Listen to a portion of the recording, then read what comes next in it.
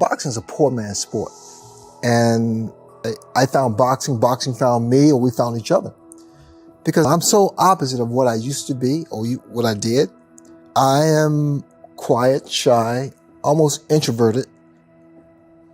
But to be involved with the sport that demands your respect, and it's about bravado and what have you, boxing to me was a sense of being calm, being safe, because I felt safe in the ring more so than I felt safer outside the ring. That it kind of brought me to the real world. My coach was saying that you guys can win the Olympics.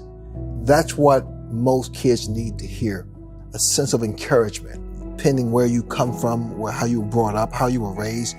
Well, speaking of confidence to a young kid is powerful, because now I believe I can do something. And I just worked hard, extremely hard every single day. You have to believe in yourself. You have to do your version of road work, which could be going to work earlier. The same principles that it required for me to be a champion is applicable in everyday life. And my philosophy is called power, which is prepare, overcome, win every round. It's here and it's here. I create the fight in my head. I see it, I feel it, I taste it. For me, talk about when I lost my first professional fight, which was so devastating, emotionally devastating. Because, like as you stated, my friends, my family, they were trying to calm me down. Although I wasn't crying, I was like hurting inside, because it was a fight that I felt that I should have won, I could have won, if I had a different game plan. But to help you understand why I went the route that I did was because Roberto Duran was one of the most intimidating fighters ever prior to Mike Tyson. And he cursed me out, he cursed my wife out, and he pushed me, he shoved me, he did all those things. He was like a bully, he was a bully. He challenged my manhood, he took my manhood. And I said, you know what, I'm gonna beat this guy at his own game. And I went to that ring and I was fighting him toe to toe, which I should not have done.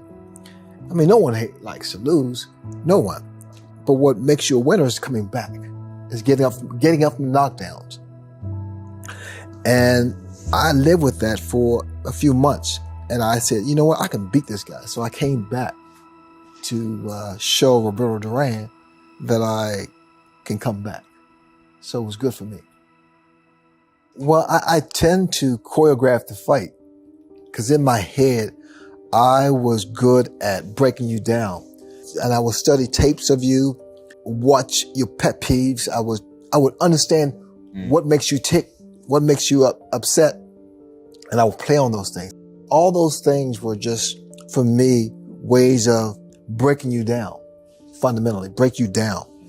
But more so here, because if I make you miss enough, and then I make you pay for those misses, then you doubt yourself.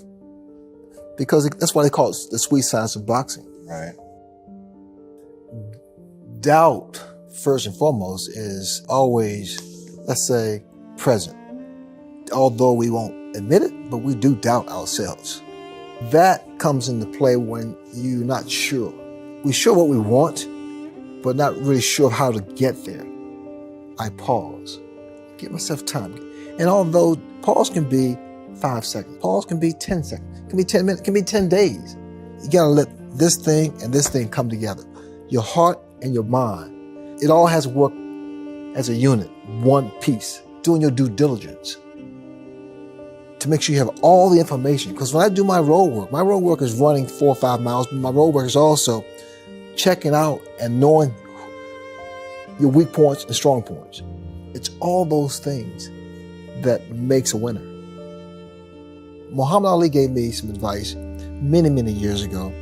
He said, Ray, be your own man, but control your own legacy and sign your own checks. I didn't understand what he was talking about, but I also wanted to be different than most fighters, unfortunately, who have fallen on the wayside. And that was to create my own legacy and maintain. And I was able to do that because I had good people around me.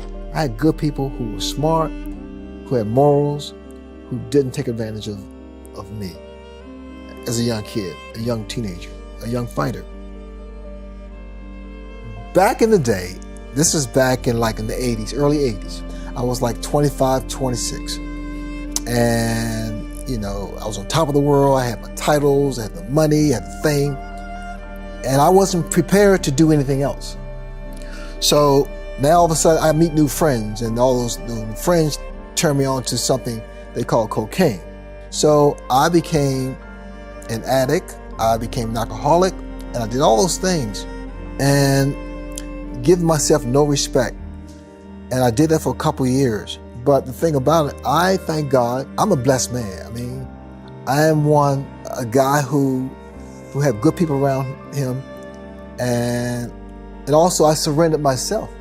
If you don't come to grips with who you are, you'll never be happy. I am the happiest I've ever been in my life, because now I'm okay in my own skin.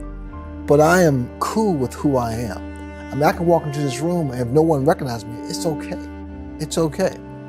I'm okay with who I am. Life is a fight. Life is a challenge. And everyone is not nice. Everyone don't have morals. And some people try to take what you have. I mean, all of those things. And I just found a place recently in the past couple of years that has made me the man I am today. I've been 10 years sober. It was hard for me to say I'm an alcoholic because I'm Sugar Ray Leonard. When I finally was able to say that, my life got better. My life got so much better. And I was sexually abused as a kid, and I kept it to myself for many, many years. It ate at me for so long, and I thought it was just me who that happened to. And at certain times of the year or times of the month, it resurfaced. I never dealt with it. I always pushed it away. And the way I pushed it away was drinking or drugs.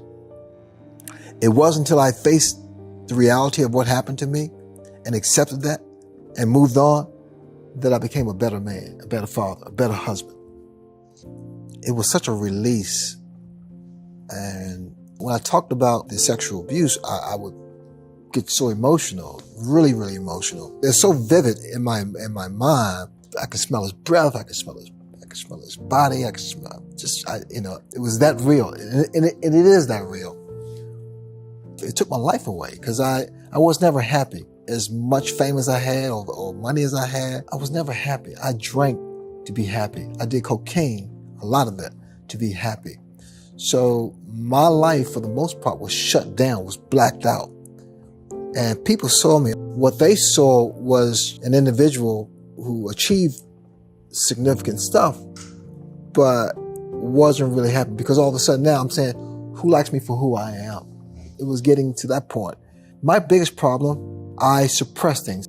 I would never tell you what I just told you today. I would keep it to myself. If it's bothering me, if you did something wrong, I wouldn't tell you. Of all the things, I'm non-confrontational. But I found out that stress and keeping things inside can kill you. And it will kill you. There's no greater feeling to me than to give back, to make a difference. Whether it's a phone call to some fan is wonderful. It's something that you don't have to tell me twice.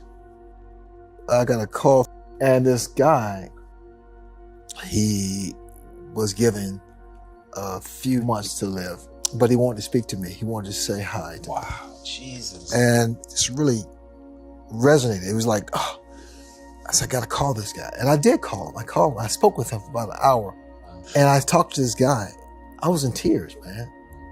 And I said, man, you keep fighting, man. He said, Ray, talking to you right now, man, it has given me so much more life and so much more courage.